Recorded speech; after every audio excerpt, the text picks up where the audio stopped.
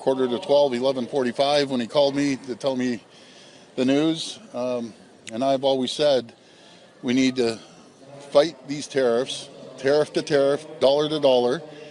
And I'm glad he didn't sign that deal because it was a bad deal. It was a bad deal for Ontario. It was a bad deal for the auto sector, the steel sector, and manufacturing sector.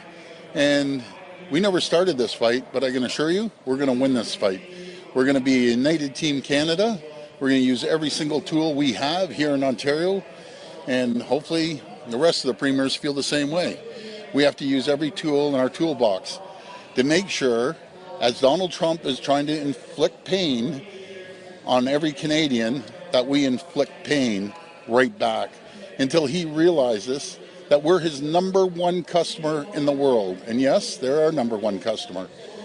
But we have to make sure that we look at every single asset that we have, no matter if it's the critical minerals or if it's the steel or if it's the nickel, anything that we have here in Ontario, everything's on the table. How much pain do you think Ontario is willing to take? Because it will be painful, as you said. Yeah, it will be painful, but we have a strong, vibrant, diversified economy. We're diversifying around the world. And I think the job numbers speak for itself. Last month, the federal government put out the job numbers. 70,000 jobs, 52,000 were here in Ontario over 4 months. Over 120,000 jobs. These are during uncertain times. You can't get these jobs even in certain times. Our plan is working. When I say our plan is working working with the federal government, with the 444 municipalities. We've seen over $236 billion of investment, and every single day, new investment is coming to Ontario. It's coming to Ontario because we created the climate with reducing taxes by $12 billion each and every year. We've cut red tape by $1.3 billion. And our number one selling feature, we have the brightest, smartest people anywhere in the entire world. We will compete against anyone, but I can assure you, we're going to continue creating more jobs. We're going to continue putting money into pockets of hardworking people and businesses. We've cut taxes by 32% on small businesses, but we're going to be there to support every community, every job right across our province. Canada is going to have to use every I'm sorry, you're next. box, right? Yes. What tools specifically will you be? Well, I will, yeah, so I will be in the meeting this afternoon. I think it's shortly after 1 o'clock to be able to speak to the other premiers along with the Prime Minister. But my message to all the premiers, we need to stick together. We need to take a Team Canada approach, and everyone has to be in this fight. We can't have an outlier. We need a group of all premiers across the country to fight like they've never fought before. Premier, there are thousands of people in this province who are waking up this morning and are worried about losing their jobs imminently. What do you say to those auto workers, the steel workers, the lumber, people who don't know where their next paycheck's going to come from? Well, I can assure those workers we're going to be there for them. We're going to be there to support our steel workers and our auto sectors, and that was the conversation all day yesterday and late last night with the Prime Minister. We need to support these sectors. We have to make sure that they're viable, not for the short term, but for the long term. And I am confident after speaking to CEOs of the auto sector, auto part manufacturers, Unifor, the unions, and the steel CEOs. And I just want to give a shout out. It's been incredible. Ron Bedard, from the CEO of DeFasco, the largest steel manufacturer in the country, that he's there. We're going to be there on Monday with other steel CEOs to tell them that we have their backs. We're going to support the workers. They're going to continue having great paying jobs. We are in a strong position, and we're going to continue bringing more jobs. We're going to have investors from around the world in 3 weeks here with $100 trillion of assets. Why are they picking Ontario? Because this is the greatest area, greatest jurisdiction anywhere in the entire world. They know they can invest. They're going to have a great return on their investment, and we've created the climate so more jobs are going to come. And we give people certainty and stability that they know they have a government that's going to continue creating more opportunities. If the Prime Minister tells you to not put the American moves back to the LCBO, or like if he tells you something that you're not ready to do, or you wouldn't do it yourself, would you comply with him, or would you disagree on that? Not unless we had a good deal that protects our manufacturing and our steel and our auto sector. That was my hang-up about this. I thought it was a terrible deal. And I was very clear with the Prime Minister. And once you make these deals, they could last for years and years and go into decades. And I wasn't prepared to put, steel workers and auto workers and looking at them in the eye and give them uncertainty. I want to give them certainty that when we work together and we put political stripes aside, we cannot be stopped anywhere in the world. Just on that point, Drew, can you explain a bit what in the deal you objected to so strongly? What precisely was? Well, really, it was the steel and the auto. So the 25%. Yes, and they weren't budging on that. Yeah. I want to give credit to the Prime Minister. He was in a very difficult position, like we all are, but he stood up and he's protecting Canada. We're looking forward to the Prime Minister supporting these sectors that employ hundreds of thousands of people, not just here in Ontario, but across the country. And on that, did you get any assurances from the Prime Minister about the things in your letter that was released this morning about the industrial carbon tax or the tailpipe emissions? Did you get any assurances that they're going to drop those in order to soften the blow? Yeah, thank you for that. We're going to have further discussions on that. But you can't have rules in Ontario that don't apply in the U.S., and we're competing against the U.S. in those sectors. When it comes to clean energy, we are leading the world in clean energy, up over 90% clean. Our goal is to ultimately hit 100%. We're leading the world in nuclear, our small modular reactors. We lead the world when it comes to critical minerals. We have everything here in Ontario to continue thriving and prospering. We're going to be investing over $200 billion in building out our nuclear and the energy that the U.S. needs, but not just the U.S. When it comes to small modular reactors, everyone's in line for us to build a small modular reactor for them. So we have a strong economy. We're going to keep going. Premier, was it a bad deal all the way through, or were there points during the negotiations as you were getting updates from the Prime Minister where you thought maybe Canada could get a good deal? Well, I was getting updates from the Prime Minister, but I was also getting updates from all the CEOs of the auto sector saying it's a bad deal. I was getting information from Lana Payne, the president of Unifor, bad deal. Auto part manufacturers, bad deal. Steel CEOs, bad deal. And when I listen to the experts in the sectors, it's a bad deal. And I'm glad that the Prime Minister listened, and we're going to be united. We're a Team Canada approach, and we're going to fight with everything we have. We're going to win this economic war, and hopefully we'll get this finished as quickly as possible. Last question, interprovincial trade. I apologize. Interprovincial trade, Premier. Do you have any MOUs? Are you eyeing any other MOUs with any other provinces before they want to ride forward? Yeah, so we've signed MOUs with 10 provinces and territories. That will apply to about $200 billion to our GDP in economic development. It's going to increase our GDP anywhere from 4 to 6%. Folks, we have everything we need to make sure that we thrive and we prosper. So I'm very confident we're going to come out on top. There's going to be a few bumps in the road, but when we stick together, no one can stop us. I just want to thank you. I got to run. Yes, we'll be talking to all the provinces. One more, sorry. Interest question there. So you were of the opinion that the deal was bad on Wednesday. The Prime Minister said that the deal got worse in the last minutes, and it did get worse. Yeah, but you were opposed on Wednesday as well? Yeah, I was opposed. It just wasn't a good deal. But you were ready to not lift the LCBO ban, for example, on Wednesday? No, I wasn't, but I'm glad. This is very complicated. And again, I'm going to give the Prime Minister credit one more time. It's very complicated, folks. And, President Trump, he can't be trusted. Simple as that. He changes the deal. He keeps moving the goalpost. Let me tell you about President Trump. President Trump is the type of person that would steal your lunch money the first day. He'd steal the toque off your head the second day, and the third day he'd steal your running shoes. He is not to be trusted whatsoever. We need to stay united. But folks, I have to run to the meeting. Have you heard from any of the governors? I'm sorry? Have you heard from any of the governors that you've been working with Yes. for the last year and a half? How are they Yeah, reacting? and that's what I feel bad, because there's a lot of governors, a lot of American people that are going to get hurt that actually support Canada, and they don't support attacking their closest ally and friends. But if you look at the numbers, folks, President Trump numbers are down. He ran on creating jobs. We created more jobs than all 350 million people in the U.S. combined last month, just Ontario alone. Inflation's going up, cost of goods are going up, and I'll tell you the reason they're going up. Because he's attacking his closest ally, his number one customer. You notice cost of housing is going up because 1/3 of the lumber they use to build homes comes from Canada. So if you want to keep attacking and tariffing Canada, a tariff on Canada is nothing more than a tax on the great American people. And the American people are great. Not so much for the president, but we'll keep going. Folks, I got to get online with the Prime Minister. I want to thank you. Stay strong, and we'll win this battle. Thank you. Thanks, everyone. Thank you. Thanks, Premier.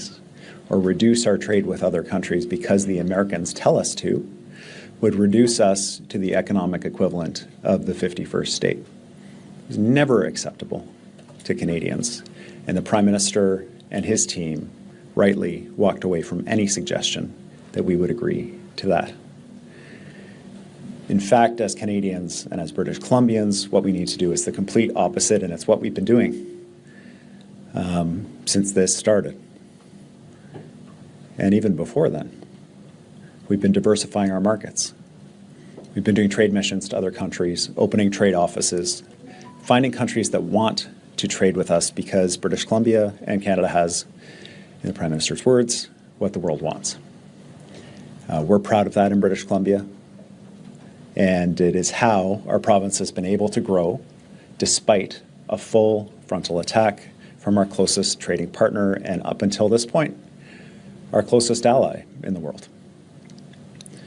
I have shared with the Prime Minister my commitment to the national project that we are on behalf of British Columbians, that British Columbians will stand strong with Canada, that we will do our part, that we understand our advantages in terms of our geographic positioning, the resources we have, and our people, and that we will use this to the advantage of the entire country to ensure that we weather this moment. It is clear that the current U.S. administration cannot be trusted. You just can't trust Trump. Even if an agreement had been signed, how long would it have lasted? For long-term economic security for British Columbians and Canadians, we have to strike out on our own. We have to stand on our own 2 feet. That was as true 2 years ago when this unfair economic attack was launched on us by the United States as it is today. I am very proud with how British Columbians and Canadians have responded. I am devastated by the impact that this will have on hardworking families in British Columbia and across the country for no reason. And we will work hard to ensure that those British Columbians are supported and work with the federal government to ensure all Canadians benefit from living in this incredible country as we build the strong Canada that our kids deserve. With that, I'm happy to take any questions that you may have.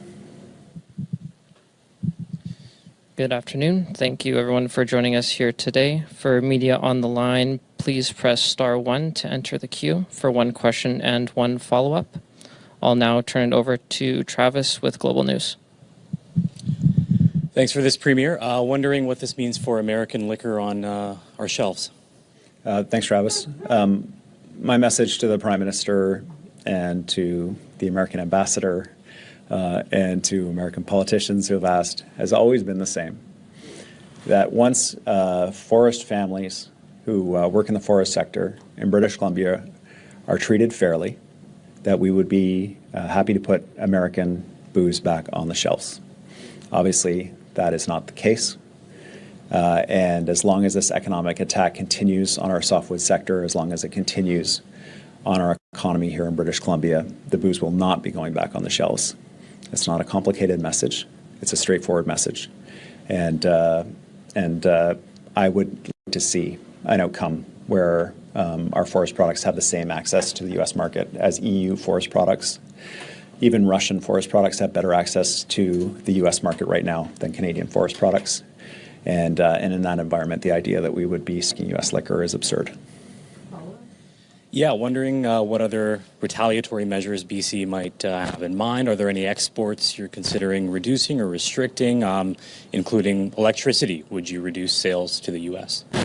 Well, every possible tool, every weapon that can be deployed by the federal government in this economic war that is being waged on Canada is on the table for British Columbia. We are doing our part to try to identify ways in which we can support the federal effort to respond to these unfair and punitive tariffs that are going to make life more expensive for Canadians and hurt BC families, hurt Canadian families. And we know the federal government is doing work as well to identify sectors that they would like to tariff to respond to the president's unfair actions against Canadians. Whatever we can do in BC to support, we will. And we'll also work with the federal government to make sure that if BC has to bear a disproportionate burden, that we also see that support come back from the federal government in terms of making sure that businesses here are kept as whole as possible. There is no question that there will be economic pain associated with this. There already is. But it is necessary to stand up to a bully. And if you don't, they'll just keep coming back for more. And so I am fully supportive of the Prime Minister's approach here. We'll now go to Jack with City News. Thank you, Premier. I'm wondering, you described this as an economic war. What are we doing to help support the businesses here on the home front who might specifically be have their livelihoods put in jeopardy with these new tariffs? Yeah, thanks, Jack. One of the key topics of conversation in the First Minister's meeting with the Prime Minister and Minister LeBlanc was supporting businesses that are affected by these new tariffs, particularly given that these are small and medium-sized businesses. The businesses that are likely to be most affected by this in British Columbia might have 20 to 50 employees. They don't have huge resources to navigate complicated bureaucratic processes in order to be able to access federal supports. And so one of the messages that I was glad to hear the Prime Minister raise is that they're looking at ways to deliver federal support for affected businesses in ways that are more accessible to smaller businesses with less bureaucracy and application process. So that'll be a key part of our work with the federal government to harmonize our efforts with theirs and to make sure they're as available as possible for some of the smallest enterprises in BC that will be affected by this. Thank you. We know that this is an urgent matter. We've seen the trade talks, really be going full speed for the past while. This is their closest trading partner. You mentioned maybe not necessarily their closest ally anymore. But just with how significant this is and how important it is to reach a resolution, but your characterization of Trump as a bully, inability to trust any deal that is reached, is our best play here to punt and wait until a new administration is in office? And, can we hold on for another 2 years? Yeah, these are important questions. I think the reality for workers in Canada is that they are being hurt by this, just like Americans are being hurt by higher prices, and it's also affecting American businesses and slowing the growth of their economy. So everybody's being hurt by this, which is why it was important for the Prime Minister and for Minister LeBlanc to work with Washington and try to find a path forward for an agreement to minimize the harm. The reality that manifested that there couldn't be an agreement, that we couldn't agree to the terms the Americans were put forward, was unfortunate. It's bad news for everybody in North America, without question. But the message that I've been delivering on behalf of British Columbians and that I've heard from my colleagues across the country is that no deal is better than a bad deal. A bad deal runs the risk of entrenching a set of tariffs and charges and capitulations that will be very hard to undo in the long term. And the default in the last 4 decades plus in Canada has been an open, free trading relationship with the United States. It's what brings benefits to all of us. And so ultimately, the hope is, my hope is, that with a change in administration, or a change in approach from this administration following the electoral impacts that they're seeing currently, that we'll be able to get to a place of stability. But I think the idea that our relationship with the United States is going to go back to what it was is folly. It has changed. It will not go back. And as a result, we have to do the uncomfortable but necessary work of reaching out and increasing our trade diversification around the world to ensure that we will not be held hostage in the way that the president is trying to right now by the fact that we've been willing to integrate with the American economy to the extent that we did. We'll go to the phone lines next, starting with Mike from the Globe and Mail. Go ahead, Mike. Thank you. You touched on the demand to have a say in Canadian trade. What were other demands that were deal breakers for you? There were a couple components that were important to me, Mike. First of all, British Columbia, our manufacturers, when they use metal products, they often use American steel or steel from other parts of the world because it's very expensive to ship steel across Canada. And so our manufacturing sector has already taken a significant hit around steel. So in terms of discussion around additional tariffs on steel internationally coming to Canada, that would have a direct effect on manufacturers, so some accommodation for that. Bit of a technical issue, but an important one for manufacturers in our province, an important one in terms of infrastructure in the province.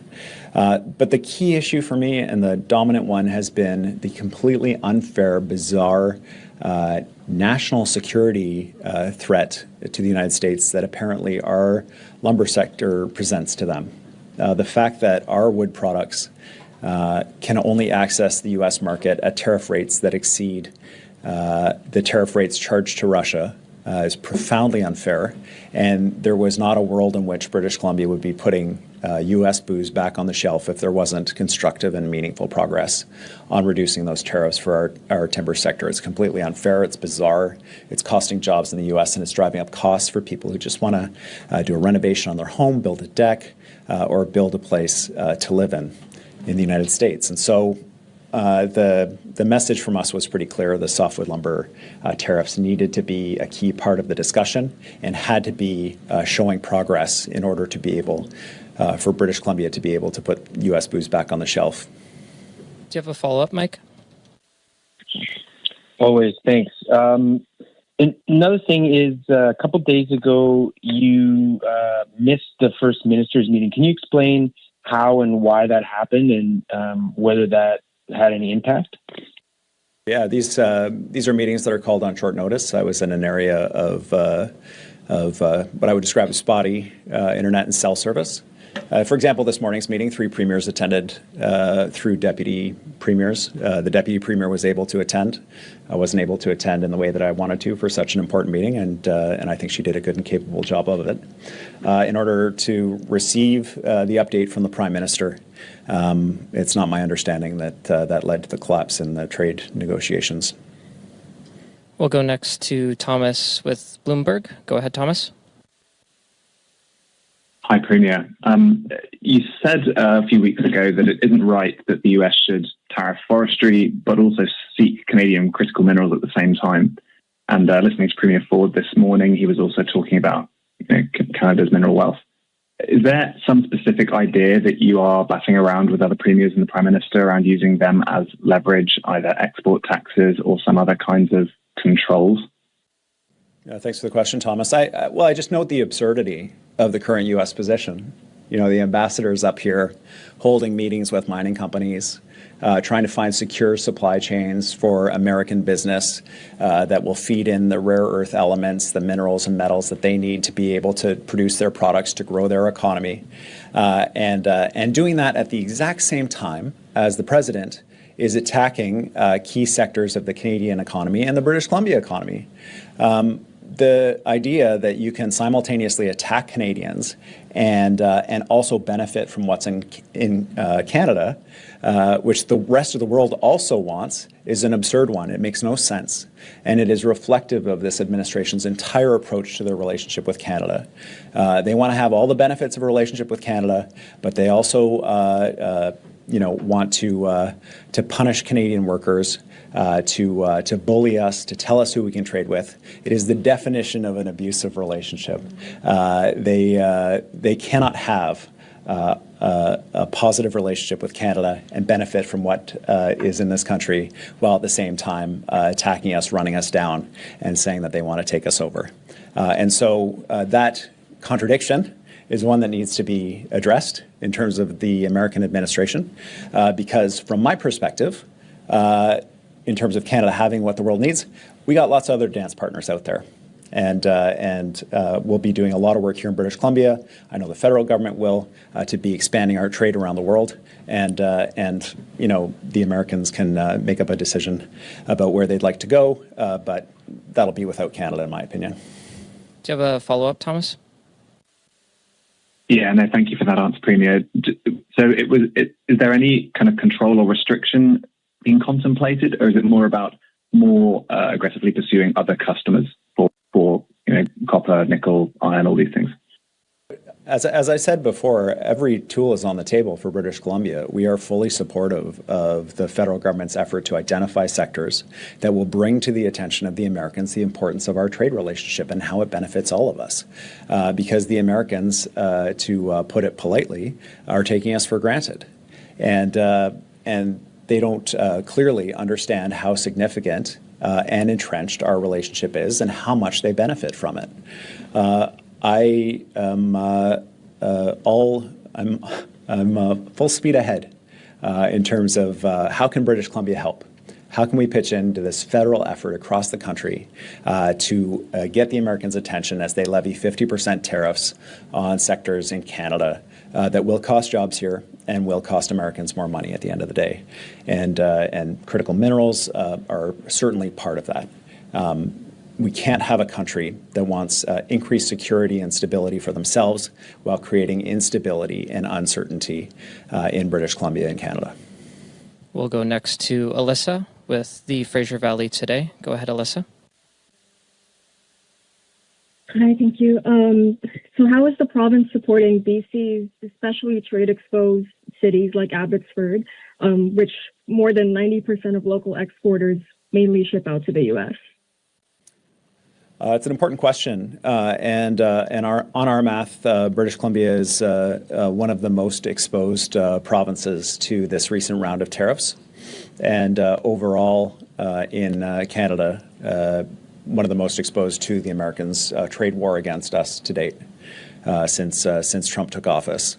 The disproportionate impact on British Columbia of the president's actions, as well as the disproportionate impact on our province of federal counter tariffs, particularly on steel and metal products, is a conversation that we've been engaged in with the Prime Minister regularly.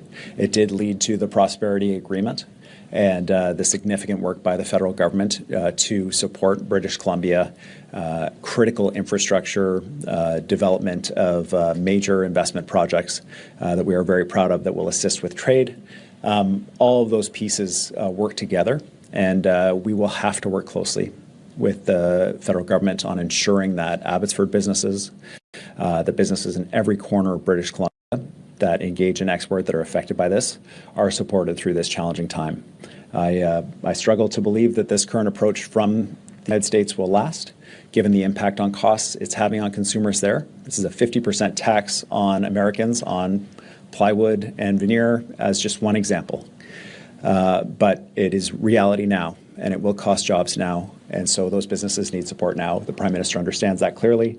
I underlined British Columbia's position in our conversation this morning about the supports that are needed, and I feel that the federal government gets it, and they'll be here for those businesses in partnership with the province. Do you have a follow-up, Alyssa? Yeah, are there any interprovincial measures being taken to support those smaller businesses? Yes, the provincial trade ministers are meeting next week. British Columbia will continue to advocate for free trade across the country, including support for other provinces joining the Western Free Trade Agreement that we have with other provinces in Western Canada, and also support for the federal government creating an opt-in structure where other provinces can opt in for free trade across the country. We need to be our own best customer. We need to be buying from each other, and it's something British Columbia is a strong supporter of that will benefit BC businesses without question. Okay, we have time for one last question, and we'll go to Jared with Sitka Media. Hi, Premier. So everyone's made it pretty clear that the issue is with the American government, not with the people. But there are a number of American investors in BC resource projects who might support the current administration. You said everything is on the table. Would you consider maybe limiting the ability of those who are propping up this administration to invest in BC's resources? The key interest and the key value that I think British Columbians would support, and I think that Canadians support, is that we're all going to work together as a country to do two things. One is to strengthen ourselves as a country so that we're less dependent on the United States and our kids don't find themselves in a similar position ever again. And that's in trade diversification, it's building up our infrastructure, and so on. The other piece is man, is it frustrating to have a country that gets so much good stuff from Canada and then turns around and treats us like something they found on the bottom of their shoe. And so we need to send a message to them to stop taking Canada, stop taking British Columbia and all the provinces and territories for granted. And whatever tools are available to do that, British Columbia is game for that. And I have expressed that to the Prime Minister. He and his team are putting together an initial list. We're providing feedback to them. And we will support that effort. There will be pain involved, and we will work with the federal government in mitigating that as best we can. But it is nothing compared to what we would face in the long term becoming a colony of the U.S. The issue is very much about ensuring fair treatment for British Columbians and Canadians. And one of the ways that BC in particular can, end its reliance on the U.S. is to have more value-added manufacturing. Minister Parmar, he talked about that a little bit a few weeks ago, but given these recent developments, is that something you're going to be pushing more for? Yeah, thanks. And that's an important question. This newest set of tariffs that has just taken effect squarely targets a sector of the wood economy in British Columbia that we've been trying to build up, which is manufacturing, trying to get more jobs per tree. For the forest sector. We've had good success in that. We've supported additional investment from forest companies to buy equipment to be able to build things like furniture, flooring, building materials from wood products, create more jobs. And this new tariff targets that specifically. So for a sector that is already feeling significant strain of low global prices, to have this new tariff is quite devastating for those companies that put that foot forward. But it also underlines how absolutely crucial it is that we're building relationships with other countries to increase that trade, and how important the free trade agreement, for example, with India is. India has a 10% tariff on Canadian wood products. A free trade agreement with India opens that entire market up to Canadian wood products. So this is the kind of work that we're pushing for, recognizing that the United States under this president will be an unreliable trading partner for the near term, and all we can hope is not for the long term. Thank you, everyone. That concludes today's event. Great. Thanks very much, everybody.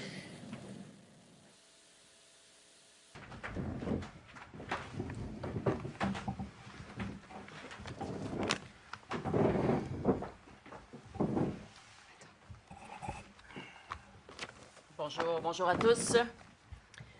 Merci de votre présence. J'aurais... C'est bon?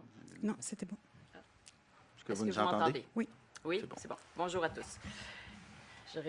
J'aurais préféré vous rencontrer dans des circonstances plus réjouissantes, plus positives, mais ce n'est pas la situation dans laquelle on se trouve. Alors, merci d'être à l'écoute à tous les auditeurs.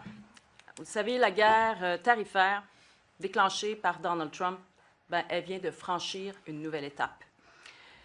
Trump s'attaque en fait directement à notre sécurité économique. Les tarifs de 50% qui sont imposés sur une très longue liste de produits auront des conséquences très importantes sur le Québec. On parle de produits alimentaires, de produits du bois, de vêtements, de matériaux de construction, d'électronique et de bien d'autres produits, puis souvent des produits de consommation courante qu'on utilise tous les jours.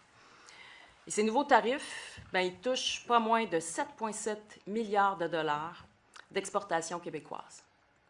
Ça, là, c'est plus de 9% de nos exportations, des exportations québécoises à destination des États-Unis. C'est colossal. À ça s'ajoutent aussi les tarifs déjà en vigueur sur l'aluminium, sur l'acier, le bois d'œuvre, le cuivre.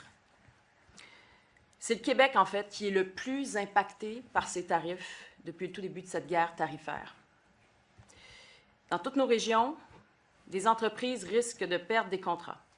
Et en fait, c'est déjà commencé. Des entreprises nous ont confié avoir déjà commencé à perdre des contrats depuis cette nouvelle menace tarifaire en juillet. Certaines vont devoir ralentir leur production. Il y a des travailleurs qui vont peut-être voir leurs heures être réduites. D'autres risquent de perdre leur emploi. Ce sont des chiffres importants que je vous dévoile ce matin, mais il ne faut pas l'oublier. Derrière ces chiffres-là, il y a des humains. Puis il y a des gens qu'on va vouloir accompagner. Et là-dessus, je veux m'adresser d'ailleurs directement aux Québécois. Je sais que la situation actuelle, elle est stressante. Je sais que plusieurs d'entre vous allaient être préoccupés par l'idée de peut-être perdre votre emploi ou encore de mettre votre sécurité économique à risque à cause des frasques de Donald Trump. Mais je vous le dis, notre gouvernement agira pour vous protéger. Pour protéger les Québécois, on sera au rendez-vous. Maintenant, il faut le reconnaître, la situation est sérieuse, très sérieuse en fait. On aurait préféré, bien sûr, une entente qui aurait mis fin, du moins partiellement, à l'instabilité à laquelle on fait face. Les États-Unis ont plutôt choisi la confrontation.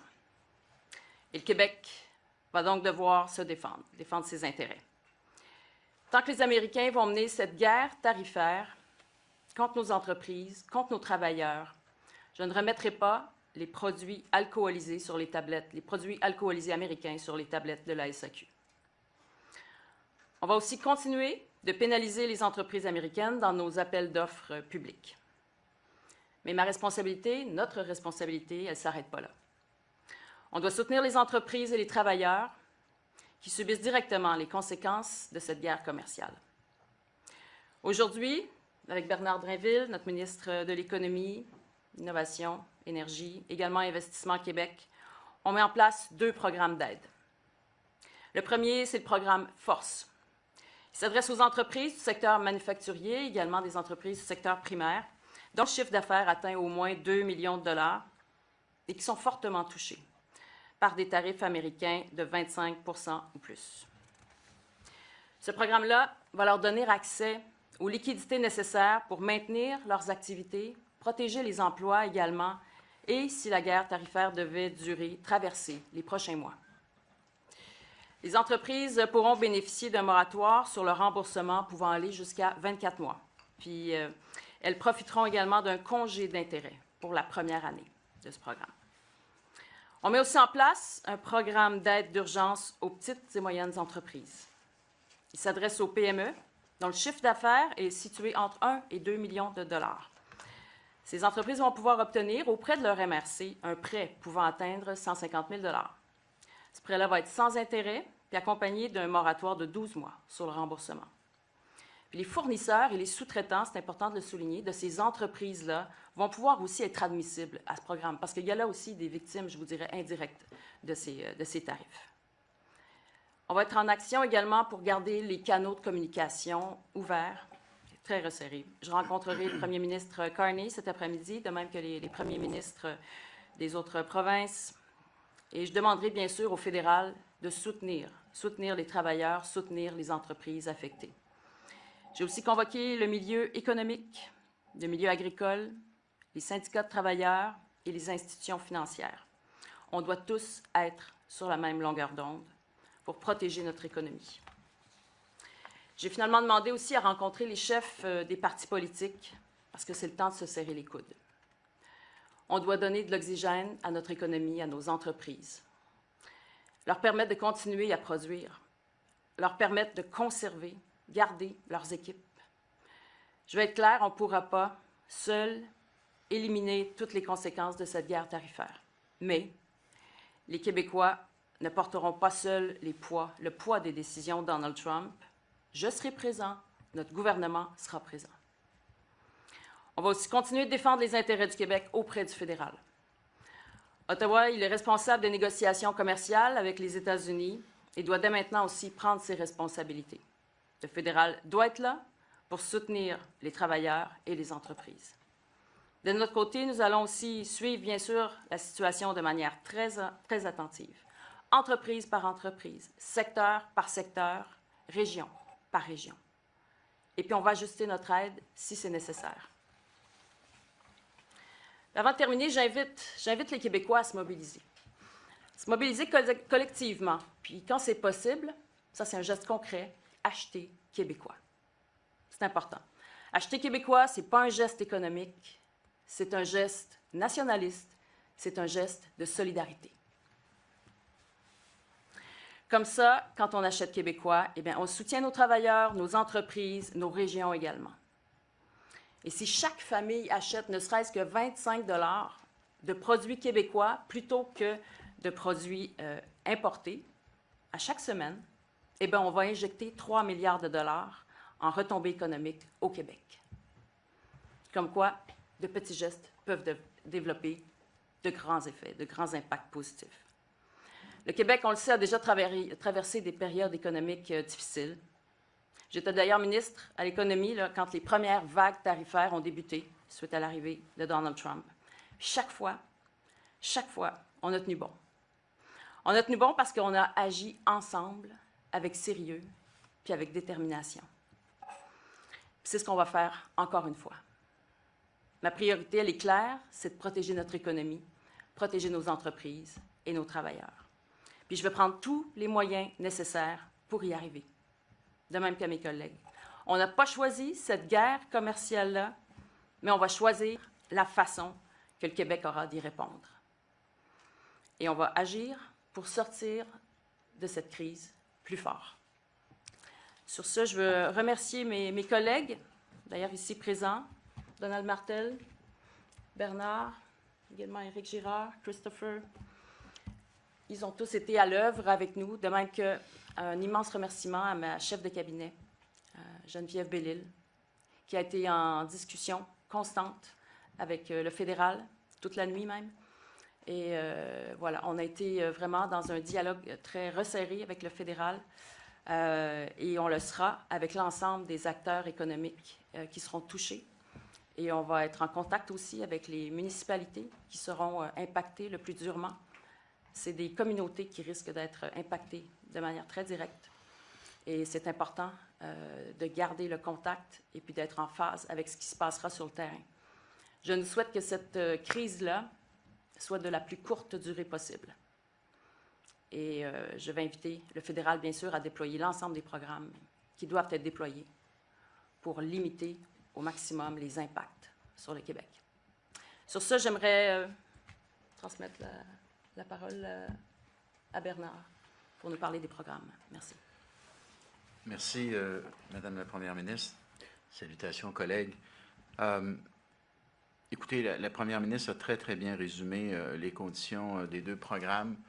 Donc, un programme qui est destiné davantage aux PME exportatrices, mais aux PME également qui ont des contrats avec des entreprises exportatrices.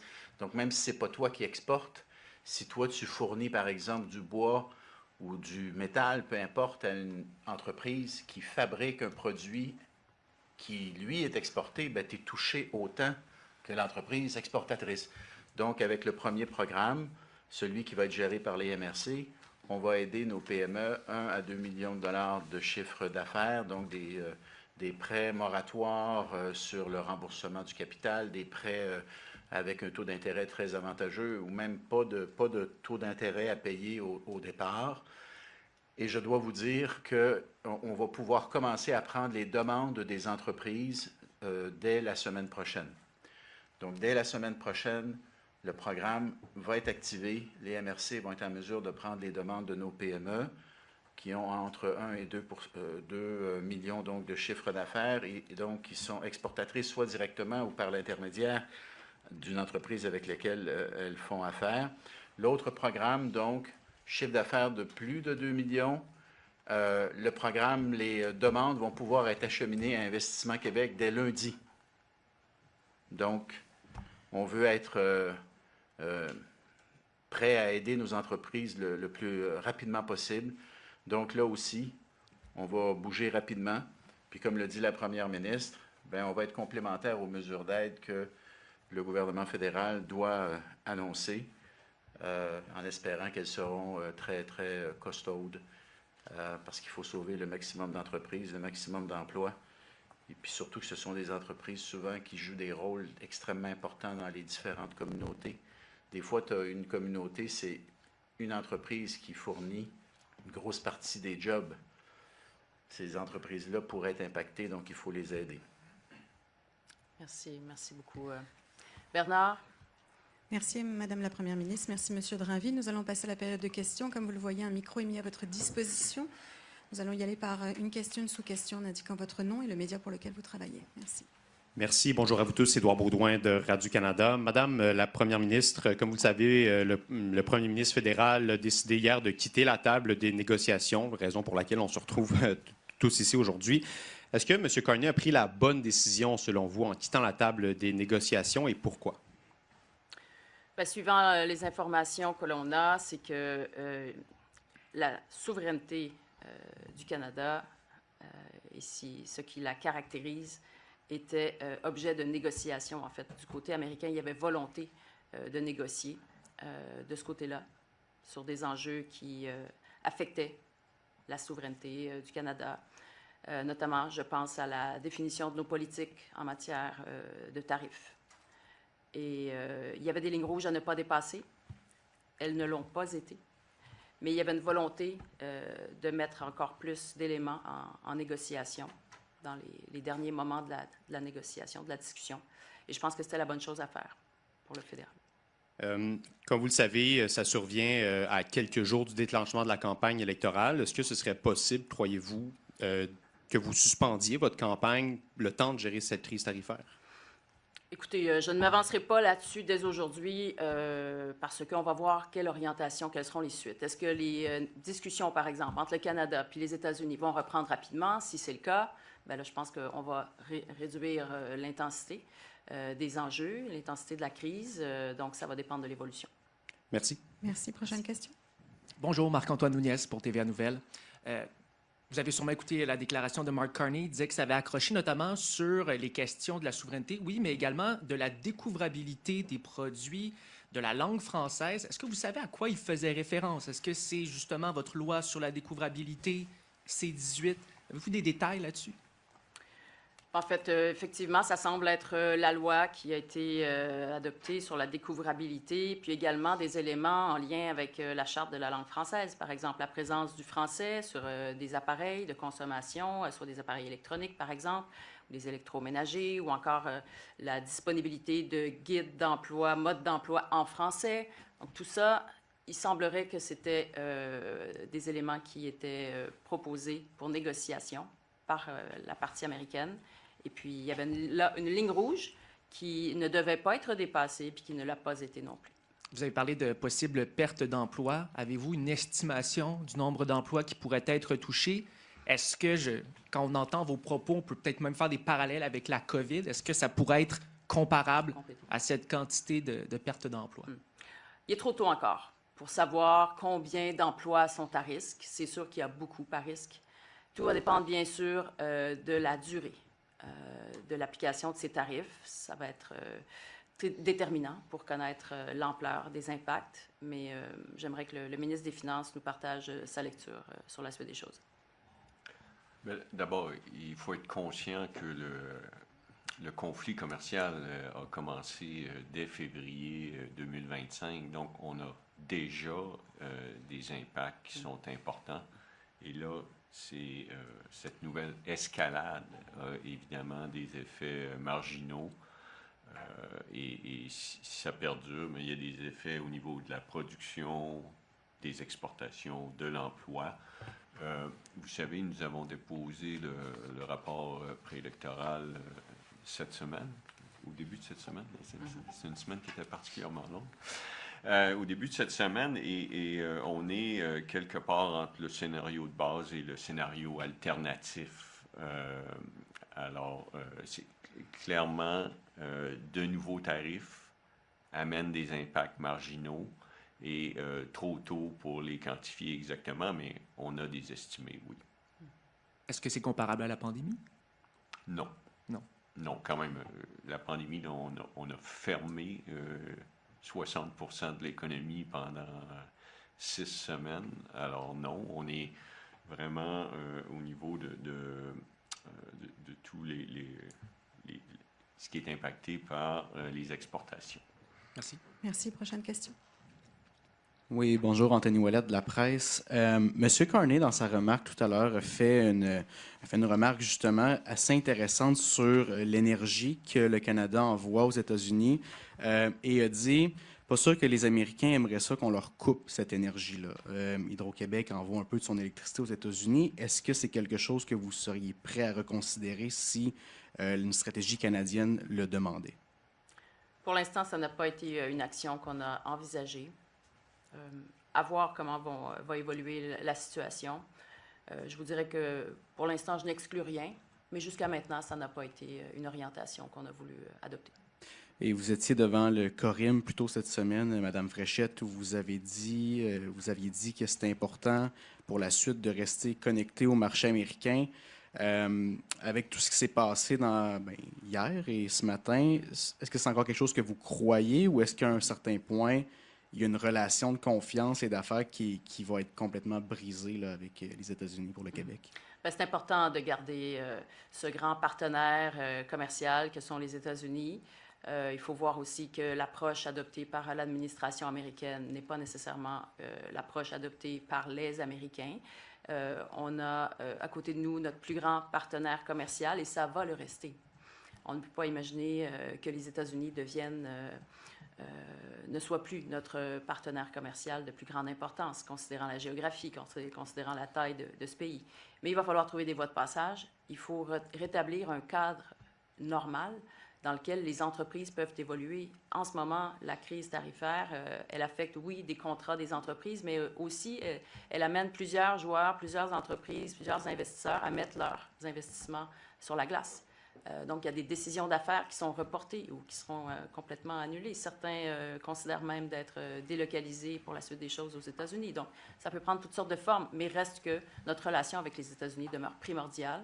Il va être important d'établir un cadre réglementaire adapté adéquat, en fait, pour permettre à nos entreprises d'être compétitives. Et j'inclus aussi le partenaire mexicain. Parce que notre espace économique nord-américain, il est stratégique, il est crucial et il doit rester au cœur de notre politique. Merci. Prochaine question. Oui, bonjour, Coralie Laplante de la presse canadienne. Vous avez dit que vous rencontrez M. Carney cet après-midi. Quel est votre message principal, la première chose que vous allez faire valoir à M. Carney? Bien, je vais lui dire que c'est important dans les circonstances de soutenir les entreprises, soutenir les travailleurs. C'est essentiel. C'est le gouvernement fédéral qui a mené cette négociation et c'est lui qui doit être au rendez-vous pour soutenir les entreprises et les employés, les travailleurs. Nous, on déploie très rapidement, comme vous le voyez, dès lundi prochain, on aura nos programmes d'aide. On les déploie, je dirais, en complément de ceux du fédéral. Le fédéral nous dévoilera ses propres plans au cours des prochains jours. Donc ça va être un élément important. Également, je veux que l'on discute des mesures qu'il compte adopter, des mesures de représailles, parce que ces mesures peuvent être, je dirais, d'un impact négatif pour nos entreprises. Et il va être important d'adopter les mesures qui maximiseront l'impact sur les Américains, mais qui minimiseront l'impact sur nos entreprises. Donc, les mesures de représailles, il va être important de les élaborer avec nous. Nous sommes en contact avec les acteurs économiques, les dirigeants d'entreprises, dirigeants d'associations économiques. On veut élaborer ça en collaboration avec eux, comme on l'a fait d'ailleurs dans les premières vagues de la guerre tarifaire. On a toujours été en contact. Je l'ai été dès les premiers jours suite à l'arrivée de Donald Trump, avant même qu'il n'arrive à la Maison-Blanche. Et ça n'a pas cessé depuis. On a aussi nommé notre émissaire, Louise Blais, pour surveiller ça. Donc, les mesures de représailles, ça va être un élément très important aussi. Et voir quelles sont les perspectives aussi pour la suite des choses. Quelle stratégie pense-t-il adopter? Et est-ce qu'il y a une lueur pour penser que des négociations reprendraient rapidement? Puis vous avez mentionné lors de la conférence de presse qu'il y a des communautés entières qui vont être touchées au Québec. Quelle communauté en particulier vous attendez à ce qu'elle soit touchée le plus fortement par ces droits de douane? Je ne m'avancerai pas sur des noms de communautés ou des régions, mais n'en demeure pas moins qu'il y a des municipalités qui sont mono-industrielles. Donc, s'il s'avère que soit une industrie en particulier soit durement affectée, plusieurs municipalités seront impactées. Ou encore, on a des municipalités où un grand employeur a un impact significatif sur la vitalité économique de la région. Eh bien, c'est sûr que ces municipalités-là elles auront une période difficile à traverser. Maintenant, on sera là au rendez-vous pour épauler et pour défendre les intérêts des entreprises, du Québec également, auprès du fédéral, auprès des négociateurs américains. Et ça risque donc d'être une période difficile si ça se prolonge. Mais mon souhait, bien sûr, c'est notre souhait à tous, c'est que ce soit de la plus courte durée possible. Merci. Nous allons maintenant passer aux questions en anglais. Good afternoon, Premier Frechette. On the matter of protecting Quebec's French identity, if you were to speak to President Trump right now, what would you say to him?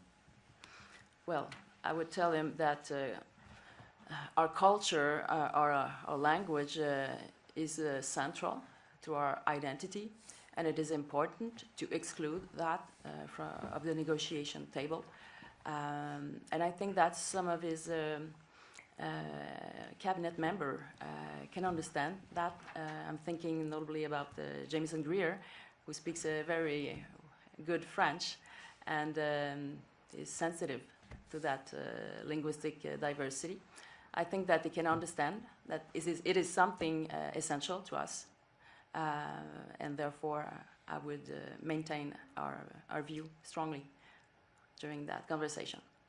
And amid where the negotiations are now, do you still have trust in Prime Minister Carney? Oh, yes, I do. I hope that we will get to an agreement. I think that he has respected our will, our demand, since the beginning of this negotiation. And it was important for us, and he has respected that. So I look forward to working with him in the coming days, weeks, and probably years. If Quebecers want me to do so. Oui, bien écoutez, j'ai confiance dans le premier ministre canadien pour mener cette négociation de la façon qui respecte les demandes des Québécois du Québec. On avait demandé à ce que soit respectée cette question de l'exception culturelle, respecter également le français, respecter également la gestion de l'offre. Ce sont des demandes qui ont été respectées dans le cadre de la négociation, qui malheureusement a échoué. Mais je suis confiante que la suite des choses va nous permettre d'avancer. On retourne de dernières questions en anglais. Oui, en français pour moi. Pardon. Félix-Antoine Péty, Cogeco Nouvelles. Je voulais savoir, avez-vous une petite idée de combien ça va coûter les deux programmes que vous annoncez aujourd'hui? C'est trop tôt. Ça va dépendre de l'encours des prêts et puisque nos programmes sont en complément des programmes fédéraux qui eux-mêmes ne sont pas annoncés encore. C'est un peu tôt pour dire ça, mais certainement nous avons les crédits nécessaires pour octroyer ces prêts-là.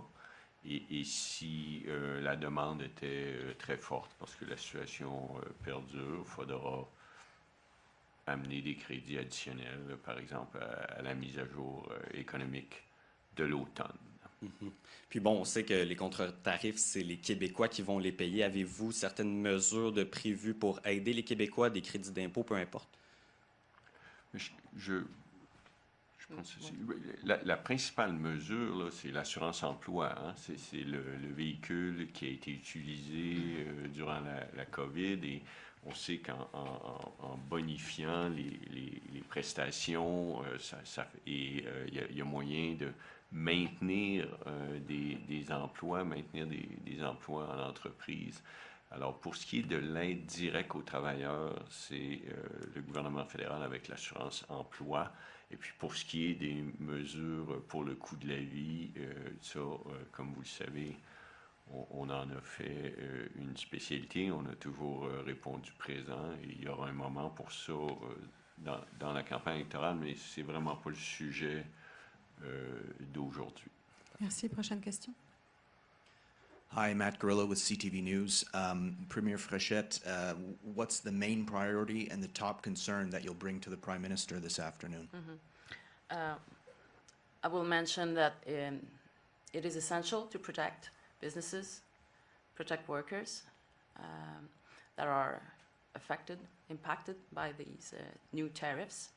And it is essential also to identify the best way to retaliate because sometimes the retaliation measure are worse than the tariffs themselves, and we need not to go there. So we will be in close contact with economic leaders in order to identify the best way to retaliate. And also I will invite them to adopt all measures possible to buy products from business in Quebec, to buy products from Canadian enterprise and businesses. And therefore, it is important to unite ourselves in this period. And I think that the federal government can be an important actor in that context. How surprised and concerned are you that the U.S. is targeting the French language? Were you aware of that? I was surprised that it was brought a few hours before the deadline. I would have thought that this subject would have been put off the table right from the beginning. But it seems that it was brought until the last day, unfortunately, because it's something that is crucial for us, and it won't change. Even though we are threatened of different tariffs, it won't change. We will stay the way we are.